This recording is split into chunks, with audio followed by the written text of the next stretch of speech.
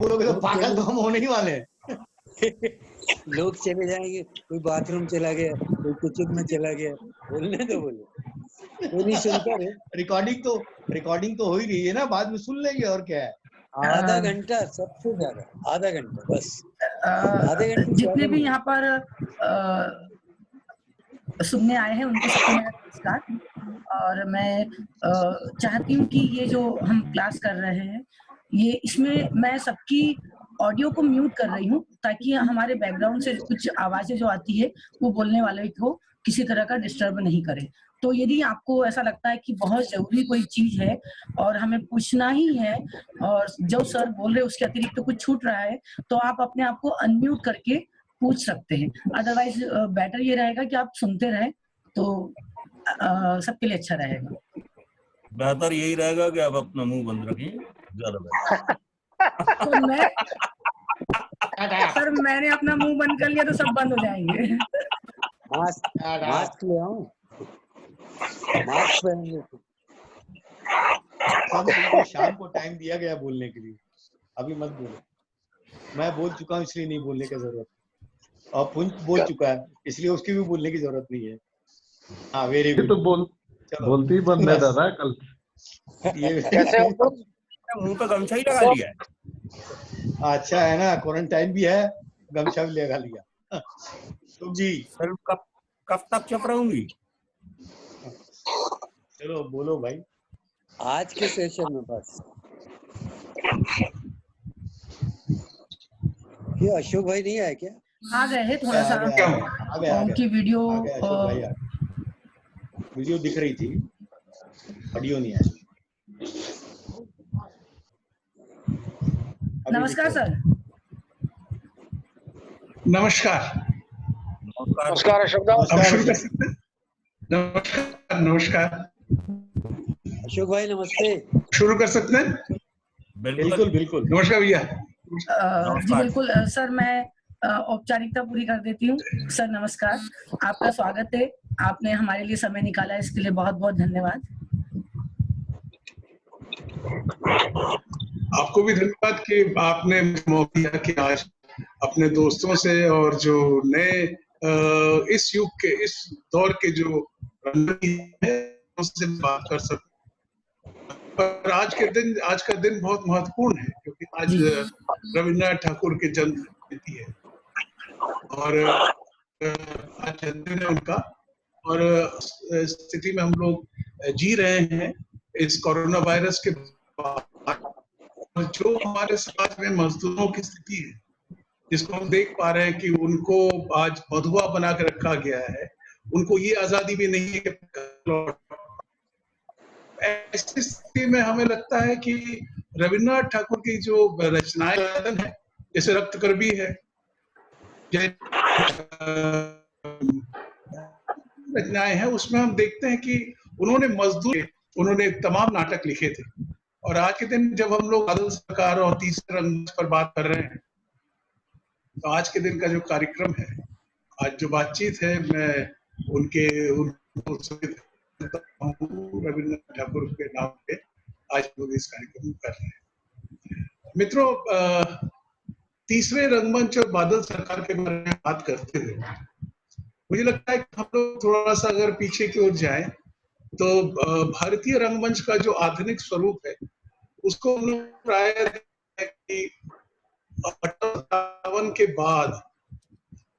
1857 के बाद हम देखते हैं कि भारतीय रंगमंच का जो एक नया रूप देखने को मिलता है। और से आप अगर उसके बाद के दौर को देखते हैं तो आपको भारतेंदु अंधेर नगरी दिखता है, और मेरे ख्याल से उससे भी ज्यादा महत्वपूर्ण अगर है तो वो आपका का नील दर्पण दिखाई पड़ता है। नील दर्पण का करीब 1858-69 के आसपास का नील दर्पण है, जिसमें आप देख पाते हैं कि जो नील की जो खेती करते हैं उनके ऊपर अंग्रेजों के अत्याचार की कहानी है। पर इसको देखते हुए मुझे लगता है कि हमें एक बार और सोचना चाहिए कि नील दर्पण की खासियत कुछ और थी। नील दर्पण कलकत्ता शहर में इस नाटक किया गया था, पर कहानी थी गांव के लोगों की। गांव के लोगों की कहानी शहर के लोगों तक बताने के लिए रंगमंच का उपयोग किया गया था, प्रयोग किया गया था। वो रंगमंच दरअसल यूरोपियन रंगमंच था, विक्टोरियन रंगमंच था, औपनिवेशिक रंगमंच था, और एक जिसे कहते हैं रिएक्शनरी भी मैं कहूंगा, एक प्रोसीनियम रंगमंच है जहां पे कभी भी समानता की बात नहीं संभव है। चीजों के हम तीसरे रंगमंच को देखते हैं तो हमें काफी लंबा सफर तय करना पड़ता है, और हम नील दर्पण और बात से सीधे निकल के रविन्द्रनाथ टैगोर का भी समय है जब उनके नाटकों को हम बनते हुए देखते हैं। उसके बाद हिंदुस्तान की आजादी का भी समय है। जो 70 का दशक है, जो तीसरे रंगमंच के उदय का दशक है, इस 70 के दशक को हम समझें, क्योंकि अगर ये हम नहीं समझ पाएंगे तो तीसरे रंगमंच हम नहीं समझ सकते। 70 का दशक है जो आजादी के बाद, जो पहली पीढ़ी जो आजादी के बाद पैदा हुई थी, वो रही थी। उसकी उम्र जो है 20, 21, 22 साल की हो गई थी, और वो सवाल पूछ रहे थे। वो अपने सत्ता से, अपने वक्त से, अपने शासन से वो सवाल पूछ रहे थे। 70 का दशक जो है एकदम नए प्रश्नों के साथ हमारे सामने आता है। उस समय जो तीसरे रंगमंच का आना जो है, केवल एक घटना ये नहीं है कि तीसरा एक नया, और उसका कथ्य भी अपने समय के अनुसार था। तीसरे रंगमंच के साथ और भी जो रंगमंच की गतिविधियां उस समय हो रही थी, अगर आप गौर करें, जैसे आप लोग जानते हैं कि मोहन राकेश, गिरीश कर्नाड, विजय तेंदुलकर, बादल सरकार, ये सब लोग भारत के विभिन्न जगहों पर काम कर रहे थे। एक बार बादल सरकार से प्रश्न पूछा था कि दरअसल जो नाटक करते हैं वो बांग्ला रंगमंच है, जो हिंदी में नाटक करते हैं वो हिंदी रंगमंच है, जो मराठी में नाटक करते हैं वो मराठी रंगमंच है, फिर वो भारतीय रंगमंच किसे हैं? तो बादल दा बहुत ही साफ गो आदमी थे, बहुत स्पष्ट वक्ता। उन्होंने कहा देखो, जो नाटक किसी भी भाषा में अगर उनकी समस्याओं में समानता होगी तो वो नाटक भारतीय नाटक होगा। मसलन पंजे ऐसे नाटक है विजय तेंदुलकर का, जहाँ पे घर की को की ये जो लड़के आते हैं, लड़के वाले आते हैं, वो देखते हैं। जो ऐसी एक पुरानी प्रथा है जो मराठी में नाटक लिखा जाता है, तो ऐसा क्यों होता है कि मध्य प्रदेश में या उत्तर प्रदेश में या बंगाल में ये नाटक सरकार ने नाटक जुलूस को देखे, जुलूस का जितना मंचन बंगाल में हुआ शायद उससे कहीं ज्यादा अमोल पालेकर में मराठी में किया, शायद उसने ही समान राजस्थान में हुए, मध्य प्रदेश में हुए, उत्तर प्रदेश में हुए। इसी तरह आप देखेंगे कि उस अपने समय की प्रासंगिकता को देखते हुए, समय की जरूरत को देखते हुए नाटक कुछ जैसे तुगलक को नाटक भी होके पर अपने समय को जरूर चिन्हित करता है, गिरीश कर्नाड का नाटक। तो इस तरह एक माहौल हम बनते हुए देखते हैं 70 के दशक में, कि वो पीढ़ी जो है जो नए सवालों के साथ सामने आ रही है, उस समय ये तीसरा रंगमंच आता है। अब ये प्रश्न उठता है कि तीसरा रंगमंच दरअसल है क्या? तीसरा रंगमंच के बारे में अगर बात करें तो जरूर कोई ऐसा मसला भी होगा, ऐसा नहीं होगा कि पहला रंगमंच होगा, और पहला अगर होगा तो दूसरा भी होगा, तभी ये तीसरे रंगमंच का अस्तित्व है। दोस्तों, पहला रंगमंच वो रंगमंच है जो कि हमारा देशज रंगमंच, जैसे कि नौटंकी है, जैसे भवई है, जैसे छऊ है, तमाम तरह की हिंदुस्तान में तमाम लोक रंगमंच की परंपराएं हैं और जो जीवित है। आजादी के बाद जब बात हुई थी कि संगीत नाटक अकेडमी की स्थापना की जाए और एक सांस्कृतिक नीति भी हिंदुस्तान की बने, तो आप गौर करेंगे कि उस नीति में उनको शहर में बहुत कुछ मिला नहीं था। उनका पूरा जो फोकस था वो लोक रंगमंच, ग्रामीण रंगमंच के ऊपर था।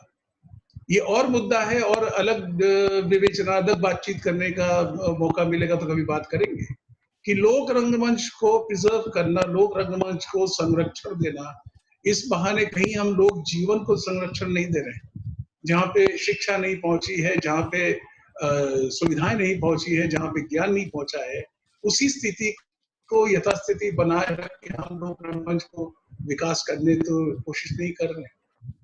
बहरहाल जो मूल मुद्दा था कि ये देशज रंगमंच में शहरी रंगमंच कम थे, जो थे वो ग्रामीण और प्रांतीय रंगमंच थे, प्रादेशिक रंगमंच थे। और दूसरा रंगमंच था जो कि अंग्रेजों के साथ हमारे देश में आया था, औपनिवेशिक रंगमंच था।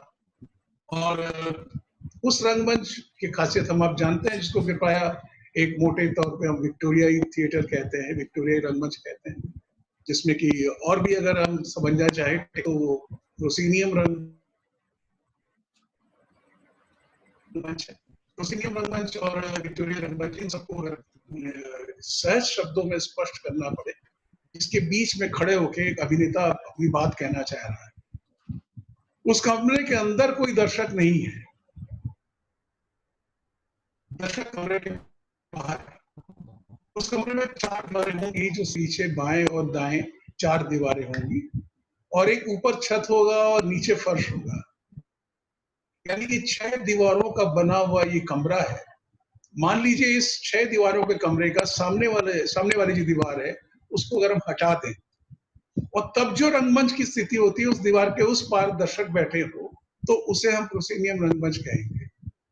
और ऐसी स्थिति में जो मनुष्य, जो भी अभिनेता अभिनय कर रहा है, वो अपनी अभिव्यक्ति पीछे भी दिखा रहा, ऊपर भी है, बाएं है, दाहिने हैं। उसकी जो अभिव्यक्ति के जो जितनी दिशाएं हैं, चाहे 6 दिशाओं में अपने को व्यक्त कर रहा था, उसकी 5 दिशाओं को बंद कर दिया जाए और एक दिशा खुली रहे। तो प्रोसीनियम रंगमंच इस आधार पर बना। इस पर हम लोग और भी बात करेंगे आगे चल के। अभी थर्ड थिएटर के बारे में हम बात कर रहे हैं। जब पहला रंगमंच और दूसरा रंगमंच को हमने समझ लिया, बादल सरकार 1970 के आसपास एक नए रंगमंच की परिकल्पना करते हैं। और वो आप जानते हैं कि प्रोसीनियम थिएटर में ही नाटक करते थे। उनके नाटक प्रोसीनियम थिएटर के लिए लिखे गए और शंभू मित्र से लेके सभी लोगों ने उनके नाटक किए। बादल सरकार के तीसरे रंगमंच की बात है। तीसरे रंगमंच में उन्होंने पहले रंगमंच से लिया और दूसरे रंगमंच से लिया, यानी कि तीसरा रंगमंच जो है वो संश्लेषण का रंगमंच है, द थिएटर ऑफ सिंथेसिस है। दोनों के रंगमंच से जो अच्छी चीजें थी उसको ली गई, जो डिकेडेंट थी, जो पुरानी पड़ी हुई चीजें थी, उसको निकाल दिया गया और एक नए रंगमंच की परिकल्पना की गई, जिसका नाम था कि थर्ड थिएटर। थर्ड थिएटर जब भी हम बात करेंगे तो 3-4 चीजें हमें समझ लेना चाहिए कि third theatre stands for flexible, inexpensive and portable theatre. वो फ्लेक्सिबल थिएटर है, वो खर्चीला थिएटर नहीं है और पोर्टेबल नहीं है। एक जगह से दूसरी जगह बड़ी आसानी से ले जा सकते हैं। यानी कि सेट वगैरह के ऊपर ये बहुत ज्यादा डिपेंड नहीं करता, भरोसा नहीं करता। और साथ ही साथ जो रंगमंच से जुड़े हुए अभिनेता और लोगों की बात होती कि मेरा यश होगा, मेरा नाम होगा, लोग मुझे पहचानेंगे। बादल सरकार का मानना ये है कि ये जो यश और नाम की बात हम कहते हैं, ये दरअसल इसके पीछे छुपा हुआ एक राइडर है, एक मुद्दा है, वो पैसा है। हम दरअसल पैसे की बात चाहते तो पैसा है, पर बात करते हैं हम यश की। बहरहाल तीसरे रंगमंच के बाद अगर आपको समझ में आ गई है, तो तीसरे रंगमंच बादल सरकार इसको प्रैक्टिस में लाते हैं। बहुत इंपॉर्टेंट और बहुत इंटरेस्टिंग भी मुद्दा है कि बादल सरकार प्रोसीनियम से कैसे धीरे धीरे 3 स्टेप में या 4 स्टेप में वो तीसरे रंगमंच के का जो रूप हम जानते हैं वहां तक पहुंचते हैं। मैं आपको ऐतिहासिक उसका वो बताऊं कि जो कलकत्ते में एक हॉल है, उसका नाम है ABTA hall. ABTA all Bengal teachers association का हॉल था, जिसको 40 रुपए उसका किराया लगता था। तो बादल सरकार की ग्रुप शताब्दी ने उस हॉल को किराए पे लिया और वहां पे रेगुलर नियमित नाटक का मंचन करना शुरू किया। उस समय जो मंचन उन्होंने किया 1971 में, और 24 अक्टूबर 1971 में उस हॉल में सगीना महातो नाटक किया गया। केवल ये सूचना के लिए आपको नहीं बता रहा, सगीना महातो नाटक का मंचन पश्चिम बंगाल के रंगकर्म में या भारत के रंगमंच की गतिविधि में एक नया नई दिशा की ओर इंगित करता था। सगीना महातो एबीटीए के हॉल में किया गया सगीना महातो के मंच पे, उसके पास मंच के ऊपर दर्शक बैठाए गए और जो अभिनेता थे वो मंच पे भी अभिनय कर रहे थे और दर्शकों के बीच में भी अभिनय कर रहे थे। दर्शक दीर्घा में दर्शक भी थे और अभिनेता मंच अपना नाटक भी उसके अंदर कर रहे थे। इसका मतलब है कि ट्रांजिशन जो था प्रोसीनियम से ओपन की ओर जाने की जो बात थी, उसमें दोनों को रखा गया कि प्रोसीनियम भी था और ओपन थिएटर का भी इशारा हमें मिलता है एबीटीए हॉल के सगीना महातो के प्रदर्शन में, जो 24 अक्टूबर 1971 को पहली बार वहां पे आयोजित किया गया। इसके बाद जो समय आता है वो आता है आपके अबू हसन नाटक का। अबू हसन नाटक वो है जहां पे बादल सरकार मनोशारीरिक रंगमंच को अपना ओपन में जाते हैं। ओपन रंगमंच से चारों तरफ दर्शक बैठे हैं और उसमें जैसे नाटक पहले होते थे प्रोसीनियम, उससे काफी मिलता जुलता अभिनय का ढंग, उनके वेशभूषा भी आपको लगता है कि अबू हसन नाटक में वो पूरी तरह से तीसरे रंगमंच तक नहीं पहुंचते हैं, पर निश्चित रूप से वो महंगे प्रोसीनियम रंगमंच की सीमाओं को तोड़ के बाहर आने की कोशिश दिखाई पड़ती। इसी बीच हम देख पाते हैं कि 1972, मैंने 71 से शुरू किया था, ये सन 72 था जब कलकत्ते का एकेडमी ऑफ फाइन आर्ट्स के ऊपर एक अंगन मंच की स्थापना की गई थी। अंगन मंच एक बड़ा सा कमरा था जिसके अंदर की लोग नाटक करते थे, बीच में नाटक होता था, चारों तरफ लोग बैठते थे। इस नाटक में बादल सरकार एक बात को सोचते हैं, जो नई बात है, जो आप लोगों ने जो लोग नाटक को लेके पढ़ रहे हैं वो लोग जर्जी गॉटरवस्की को जानते होंगे, उनका नाम सुना होगा। वो मनोशारीरिक रंगमंच के बहुत बड़े उन्होंने प्रैक्टिशनर थे। तो उनका एक कॉन्सेप्ट था, उनका एक विचार था पुअर थिएटर का, और बादल सरकार भी स्पार्टकस करते समय वो पुअर थिएटर के बारे में बात करते हैं, सोचते हैं, पर दोनों का पुअर थिएटर भिन्न है। मैं थोड़ा यह स्पष्ट कर दूं, काफी इंटरेस्टिंग भी है कि ग्रॉटवस्की का पुअर थिएटर इस विचारधारा को मानता है कि ओवर द पीरियड अपने विकास क्रम में जो नाटक है, जो रंगकर्म है, जो रंगमंच है, वो समृद्ध होती गई है। समृद्ध मतलब उसमें हमने संगीत को जोड़ा है, उसमें हमने कॉस्ट्यूम्स जोड़े हैं, उसमें हमने तमाम तरह की चीजें, जो आर्ट के, जो विजुअल आर्ट के जो पेंटिंग के एलिमेंट्स, उसको जोड़ा है। इन सब को जोड़ के हमने ये थिएटर को समृद्ध किया है। ग्रॉटवस्की कहते हैं नहीं, हमें उस जड़ की तरफ जाना है, और जड़ की तरफ जाने की प्रक्रिया क्या होगी कि हम जो संगीत है उसको, उससे हम निकल आए, जो आभूषण और वस्त्र और जो भी मेकअप था इससे निकल आए, और एक ऐसे रंगमंच की परिकल्पना करें जो गरीब है, पर ये गरीब किसी आर्थिक गरीबी के बारे में नहीं बात करता। जबकि स्पार्टकस करते समय बादल सरकार जिस गरीब रंगमंच की बात करते हैं, वो कहते हैं कि अभिनेता वो उसी क्लास से आता है जिस क्लास से उसके दर्शक आते हैं। जो मध्यम वर्ग और निम्न मध्यम वर्ग के लोग थे वही मेरे दर्शक हैं, और मेरे अभिनेता भी उसी वर्ग से आते हैं। यानी कि जिस समस्या के बारे में हम बात करेंगे उन समस्याओं को दिमाग में लेके ही दर्शक आ रहा है, या कि स्पार्टकस में जिस मजदूरों की या जिस दासों की मुक्ति की बात कही जा रही है, उनके मुक्ति के बारे में चिंतित या कंसर्न वो क्लास है, वो वर्ग है जो दर्शक के रूप में स्पार्टकस देखने आ रहा था। जैसा कि मैंने कहा आपसे, अंगन मंच में बंद कमरे में जब नाटक किया गया तो कपड़े छोटे शॉर्ट्स पहन के अभिनेताओं ने नाटक किया, उनके जो पसीने हैं वो दिखाई पड़ रहे थे, और उसमें जो मंच सज्जा था उसमें लेवल्स का इस्तेमाल किया गया था, कुछ नीचे थे कुछ ऊपर थे, इस विषय में बाद में आएंगे। जिस तरह से मंच सज्जा किया गया, जिस तरह से नए अभिनय शैली को बादल सरकार ने स्पार्टकस के अंगन मंच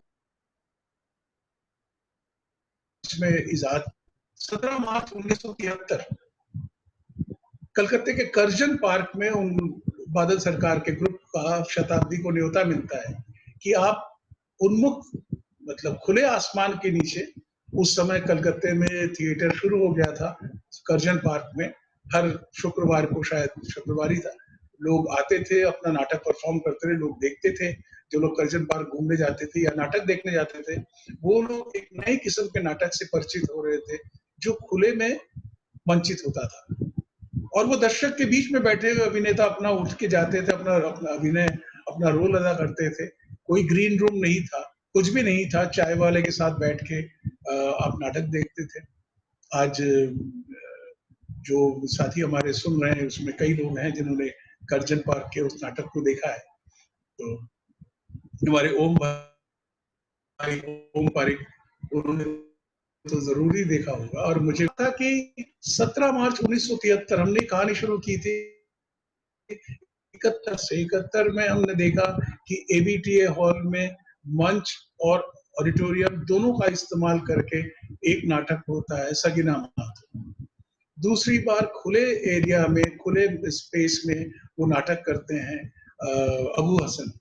अंगन मंच में, तीसरे स्टेप में अंगन मंच में पूरी शारीरिक रंगमंच को लेकर, मनोशारीरिक मंच के आधार पर कोई भी प्रॉप बिना इस्तेमाल किए, यानी कि कम इस्तेमाल किए, एक पुअर थिएटर की ओर बढ़ते हुए बादल सरकार अंगन मंच में नाटक करते हैं। और इसके तुरंत बाद जो मैंने 73 की बात कही, वो कर्जन पार्क में नाटक करते हैं। कर्जन पार्क में नाटक, एक मिनट बैठिए, लगे मीटर स्विच के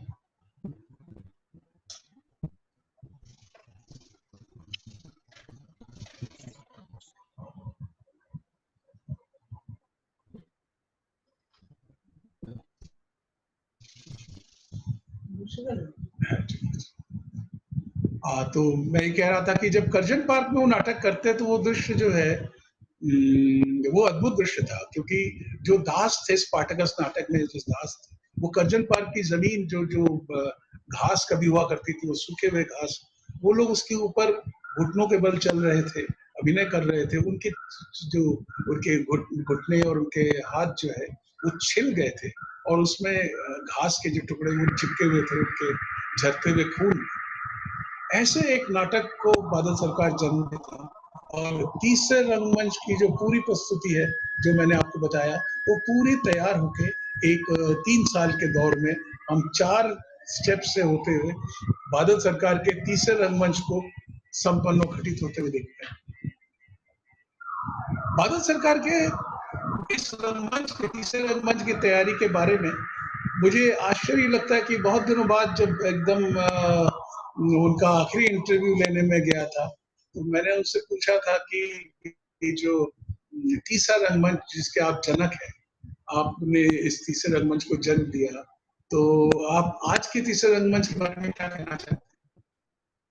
तो उनका एक स्पष्ट जवाब था कि तीसरे रंगमंच के जनक का जो होने का जो व्यक्तित्व है, ये मैं स्वीकार करता हूँ, क्योंकि पंजाब में गुरशरण सिंह यही नाटक कर रहे हैं, आंध्र में गद्दर यही नाटक कर रहे हैं। जब सभी लोग एक ही तरह का नाटक करें तो बेवजह आप मुझे कहेंगे कि आप ही साहब मेहमान कि आपने तीसरे रंगमंच को जन्म दिया है, ये मैं नहीं मानता। एक तो बादल सरकार का ये समझना, एक लोकतांत्रिक स्पेस की बात सोचना कि मैंने किया है, मुझे मिलना चाहिए, मैं पुरस्कृत होऊंगा, मैं सम्मानित होऊंगा, ये एक मसला है। और दूसरी जो मुझे लगता है कि बादल सरकार को बहुत निकट से देखते समझते हुए उनके नाटक को एक छात्र के रूप में, एक आदमी में समझना चाहता हूँ, उनके थ्योरी को, कम से कम उसके सिद्धांत को। मुझे लगता है कि बादल सरकार के पूरे जीवन में जो उनका रंगकर्म है, उनके वैज्ञानिक और एक इंजीनियर होने का बहुत बड़ा एक उदाहरण है। उनका जो स्टेज बनता था, उनके जो स्टेज की जो ड्राइंग्स हमें मिलते हैं, ये कैसे हम सिटिंग अरेंजमेंट करेंगे, सामने वाले लोग जो 1 फुट ऊंचे बेंच पे बैठ रहे हैं, उसके बाद थोड़ा स्पेस है जहाँ पे दर्शक, जहाँ पे अभिनेता जा सकते हैं, उसके बाद का जो बेंच बनेगा वो 1.5 फीट का बनेगा। डिफरेंट आई लेवल्स पे दर्शकों को बैठाएंगे, जिसके कि हम जहाँ पे कम्युनिकेशन है, जहाँ संप्रेषण है, वहां बिल्कुल भी कोई दिक्कत ना हो।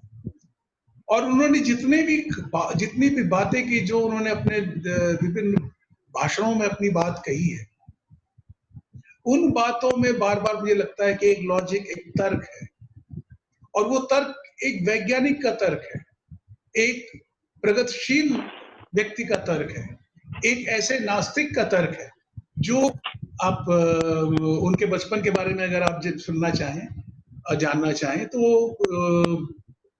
उनका जन्म जो हुआ था बंगाल के एक ईसाई परिवार में हुआ था, और उनको बचपन से ईसाई शिक्षा के लिए उनको चर्च भेजा जाता था। वो नियमित चर्च में पढ़ने आते थे, जो धर्म शिक्षा जिससे कहते हैं वो अनिवार्य था। तो घर वाले उनको भेजते थे, वो जाते थे, और उनको धर्म शिक्षा की परीक्षा में हरदम उनको प्रथम पुरस्कार मिलता, चीजों को समझते थे और बोलते थे। ये व्यक्ति जब फाइनल जो धर्म शिक्षा का जो अंतिम परीक्षा उनको देनी थी, उस दिन वो धर्म को छोड़ के जिंदगी भर के लिए, जीवन भर के लिए वो धर्म से अपने को मुक्त कर लेते। मैंने उनसे पूछा था एकदम अंतिम साक्षात्कार में कि अगर बदलदा आपको और भी समय मिले तो आप क्या करना चाहेंगे नाटक के अलावा?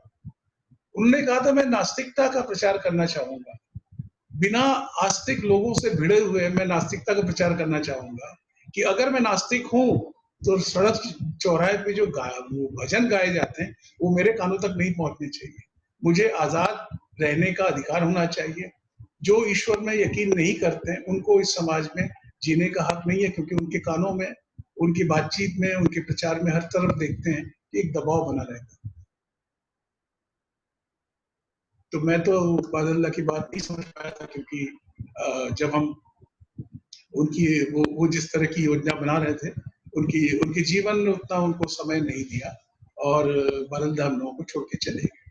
पर उसके पीछे जब भी आप लोग नाटक देखेंगे, सुनेंगे या पढ़ेंगे बादल के नाटकों के बारे में, या थर्ड थिएटर को देखेंगे, तो उसमें आपको एक अद्भुत जो खासियत समझ में आएगी, एक तर्क संगत, एक तार्किकता है जो कलाकारों में जो हम प्रायः पाते हैं कि भाई मुझे अच्छा लगा इसलिए मैंने किया। बादल सरकार के नाटकों में कहीं पे ऐसा नहीं है कि मुझे अच्छा लगा लिहाजा मैं कलाकार हूँ, मैं आजाद हूँ, मैं कुछ भी कर सकता हूँ, ऐसा नहीं है। वो इतने तार्किक है कि मेरे एक प्रश्न के उत्तर में मैंने कहा था कि ये जो जुलूस नाटक है, इसमें आपने लिखा है कि कलकत्ते का जो मेट्रो रेल है उसके देर से बनने में, उसका बनना था 2 साल में, 5 साल में, और लग गए 12 साल। तो नाटक में प्रसंग आता है कि मेट्रो रेल कब बनेगा। अब सवाल है कि अब तो मेट्रो रेल बन गया, आपने कहा कि दूसरा पुल कब बनेगा, गंगा के दूसरा पुल, तो दूसरा पुल बन के तीसरा पुल आ गया, अब क्या होगा?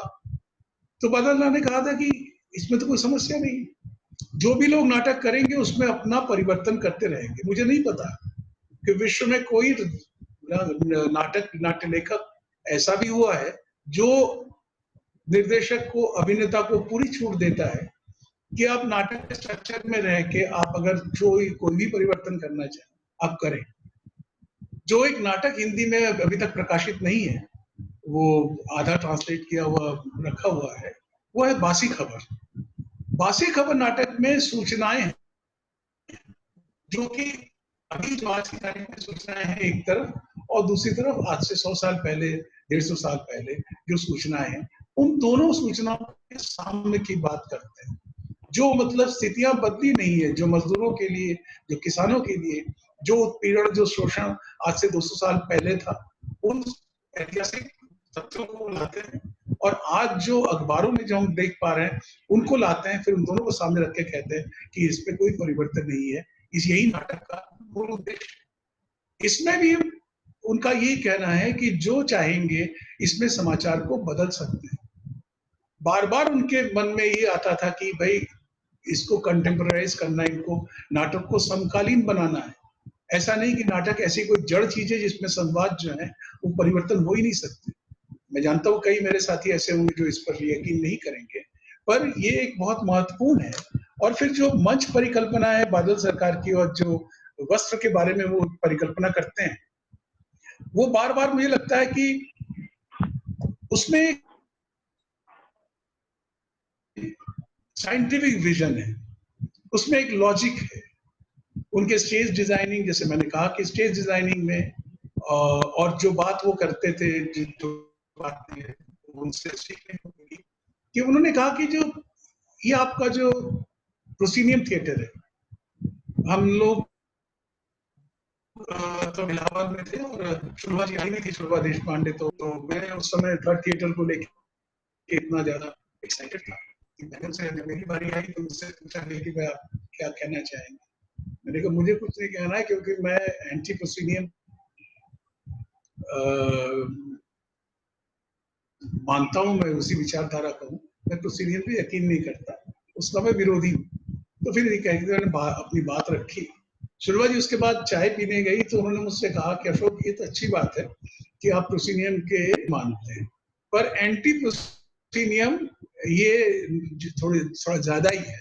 मैं भी मानता हूँ, उस समय उम्र कम थी तो हम लोग एंटी प्रोसीनियम की बात ज्यादा करते थे, पर एक बात मुझे नहीं समझ में आती कि इस जो प्रोसीनियम है, जो आज की तारीख में आप लोगों से बात करने के पहले जिस समाज में हम जी रहे हैं, तो एक नया शब्द है, वो है सोशल डिस्टेंसिंग। सोशल डिस्टेंसिंग को अगर आप प्रोसीनियम स्टेज के संदर्भ में समझें तो मैं कहूंगा, मान लीजिए कि हमारे मित्र काक है और हमारे मित्र और भी कोई हो सकते हैं, विनय अंबर है और मैं, हम मान लीजिए कि ऐसी स्थिति, हम तीनों जो हैं एक नाटक देखने गए हैं, एक ऑडिटोरियम में नाटक हो रहा है, तो नाटक शुरू होने में भी 15-20 मिनट बाकी है, अभी तक घंटी नहीं बजी। ऐसी स्थिति में हम लोग तीनों कह सकते हैं कि भाई चलिए हम लोग चाय पी रहे थे, तो हम लोग चाय पीते, तो उसमें जितना चाय पिए, बातचीत किए, भाई दुख की बात भी करेंगे, सुख की बात भी करेंगे, पेट्रोल बढ़ने की पे बात करेंगे, और जो नौकरी उनके साथ जो समस्या है, इसी बीच थिएटर की घंटी बजती है और हम लोग थिएटर के हॉल की तरफ चलते हैं। जब मैं जाता हूं देखता हूं कि काक भाई जो हैं वो एक दरवाजे से घुसते हैं। मैंने कहा कहाँ जा रहे हैं? मेरे पास 500 रुपए का टिकट है भाई। तो वो सामने सीट में चले गए। मेरे पास 300 का टिकट था, तो पीछे वाले दरवाजे से अंदर गया, और कम का टिकट तो वो पीछे से चला गया। This is social distancing. जो समाज में हम विभाजित नहीं थे, रंगमंच ने हमें विभाजित किया, ये वो प्रोसीनियम थिएटर। इसके खिलाफ तीसरे रंगमंच का की पैदाइश है, इसके खिलाफ तीसरे रंगमंच का होना है। जो व्यक्ति अपने को अभिव्यक्त करता है, जो अभिनेता अपने को अभिव्यक्त करता है, उसके अपने बाएं से अभिनय करता है, दाहिने से भी, पीछे से भी, सामने से भी। उन 3 दिशाओं को बंद कर दिया जाता है और आपसे कहा जाता है कि आप सामने केवल अपने अभिनय सामने कीजिए। जिस दर्शक से आप मिल रहे हैं, जिस दर्शक के लिए आपने मेकअप किया है, जिस दर्शक के लिए आपने डायलॉग याद किया है, जिस दर्शक के लिए आप नाटक तैयार करके आज आप आए, उस दर्शक को अंधेरे में डाल दिया जाता है, आपके ऊपर रोशनी डाली जाती है, आपके फुटलाइट जल उठते हैं और आप दर्शक को नहीं देख पाते, उनसे आंखें नहीं मिलाते। आपकी बात से वो सहमत है या असहमत है नहीं जानते, क्योंकि उनके पास 500 रुपए टिकट खरीदने का पैसा था तो उनको पहला सीट मिला। मेरे पास 300 रुपए था, मैं थोड़ा पीछे बैठा, कम आवाज सुनूंगा, कम पढ़ूंगा, मैं देख पाऊंगा, वो एकदम पीछे बैठा और उसने नाटक को उस तरह देखा। जबकि ओपन थिएटर, जबकि तीसरा रंगमंच ये इंश्योर करता है कि अगर आपको रंगमंच से प्रेम है, 6 बजे नाटक शुरू होने वाला है, अगर आप पहले आ गए, 6 बजे आप आ गए, तो जो पहला घेरा बनेगा उसमें आप बैठेंगे, 6:05 में आएंगे दूसरे घेरे में बैठेंगे, 6:10 में आएंगे उसके बाद बैठेंगे, और इस तरह से वो घेरा बढ़ेगा। उस घेरे के बनने में, वो दर्शक के बनने में कहीं आपका पैसा, आपकी जेब में कितना पैसा है ये मैटर नहीं करता। तो ये जो मैं कह रहा था कि तत्सवादी होने का उनका जो पूरी तैयारी थी, वो एक जमाने में होल टाइमर भी थे, वो सिटी प्लानर थे, वो विदेश में रहे हैं और विदेश में रह के वो रहे थे इंग्लैंड में। उनके हॉस्टल में एक नाटक होने आया था, नाटक करने आया था। वहां उन्होंने सबसे पहली बार चारों तरफ लोगों को बैठे और बीच में नाटक होते देखा था। थर्ड थिएटर की रिदम जो जिसे कहते हैं कि बीट जो है, ये वहां से मिला बादल से था। जबकि हर एक्ट में जो भी वो बात करते थे, जो भी उन्होंने तीसरे रंगमंच के बारे में जो भी सिद्धांत उन्होंने बनाए, जो भी हम जानते हैं, आप उसमें देखेंगे, एक बार फिर मैं कहूंगा कि एक वैज्ञानिकता है, एक साम्य है, एक समाज में जो आने की बात कर रहे हैं। नाटक आप कुछ भी कीजिए, दिक्कत तो ये है कि जब हम अपने दर्शकों के बीच में इस बात में विभाजित करते हैं दर्शक को कि आपके पास कितना पैसा है, कितना कम पैसा है, कौन गरीब है, कौन अमीर है, जब हम लाइट के उपयोग से हम दर्शक को अंधेरे में डाल देते हैं और नाटक करते हैं समाज में समानता का, ये हास्यास्पद है। आप नाटक चुनते हैं समाज परिवर्तन का और रंगमंच ऐसा है जिसको अपरिवर्तनीय बना के रखते हैं। हिंदुस्तान आजाद होता है, आजाद हिंदुस्तान में जितने भी रंगमंच बनते हैं, जितने रंगमंच, जितने ऑडिटोरियम बने हैं, उस सब के सब विक्टोरियाई औपनिवेशिक रंगमंच के बेसिस में बने हैं। खुले में रंगमंच का कि कोई भी आप बहुत कम रंगमंच मिलेंगे जो कि थिएटर इन राउंड्स की बात करता है। तो इस तरह मुझे लगता है कि एक जो इंटरनेशनलिज्म की बात लोगों ने जहां से बात शुरू की, रविन्द्रनाथ टैगोर जहाँ पे इंटरनेशनलिज्म की बात करते हैं, बहादुर सरकार उसी तरह के एक इंटरनेशनलिज्म की बात